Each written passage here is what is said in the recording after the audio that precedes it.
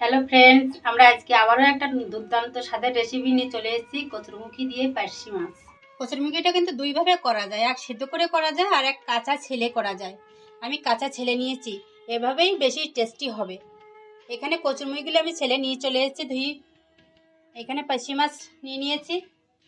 কচুরমুখী দিয়ে পার্শে মাছ করতে আমার যে উপকরণগুলো লাগবে আমি এখানে নিয়ে নিয়েছি। এখানে নিয়ে নিয়েছি কাঁচা লঙ্কা, কিছু রসুন নিয়ে নিয়েছি, জিরা নিয়ে নিয়েছি, একটু গোলমরিচ নিয়ে নিয়েছি, আর ফোড়নের জন্য আমি এখানে একটা শুকনো লঙ্কা, দুটো তেজপাতা নিয়ে নিয়েছি। এর বেশি কোনো আমি মশলা দেব না। আমি কড়াইটা নিয়ে ভালো করে গরম করে নিয়েছি। এখানে সরিষার তেল অ্যাড করছি। আমি তেলটা ভালো করে গরম করে নিয়েছি। এখন প্রথম আমি যেটা করব সেটা হচ্ছে মাছটাকে ফ্রাই করে নেব। তার জন্য মাছে একটু আমি লবণ হলুদ মাখিয়ে নিয়েছি। এখন আমি কড়াইয়ের মধ্যে মাছগুলো দিচ্ছি ফ্রাইয়ের জন্য।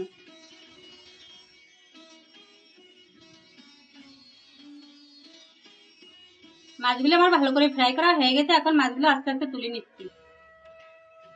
এখন আমি এখানে অল্প করে একটু তেল অ্যাড করছি।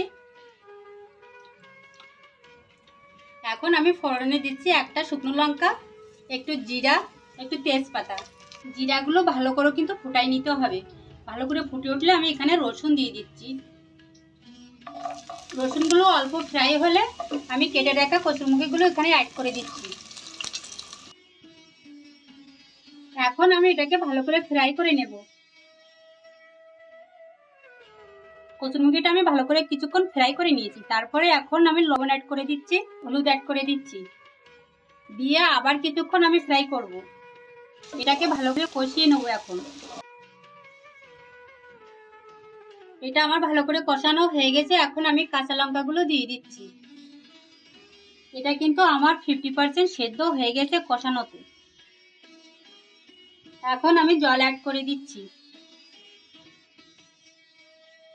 ঝোলটা অ্যাড করার পরে আমি ঢাকা দিয়ে পুরো রান্নাটা হাই ফ্লেমে রেখে কমপ্লিট করব। দেখুন আমি 10 মিনিট হাই ফ্লেমে রেখে জাল দিয়ে নিয়েছি। এখন আমি ঢাকনাটাকে খুলছি। খুলে আমি আগে দেখে নেব কচুরমুখীগুলো সিদ্ধ হয়েছে কিনা। দেখুন কচুরমুখী কি সুন্দর সিদ্ধ হয়ে গেছে। এখন আমি ভেজে রাখা মাছগুলো এখানে দিয়ে দিচ্ছি। মাছ দেওয়ার পরে আমি যে জিরা আর মরিচটা রেখেছিলাম ওটা শিলে বেটে রেখেছি।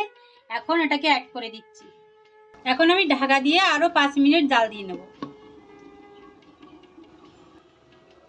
5 মিনিট পরে দেখুন তরকারিটা কি সুন্দর কালার এসেছে। দেখতে যেমন হয়েছে তেমনি কিন্তু খেতে দারুণ টেস্টি হয়েছে।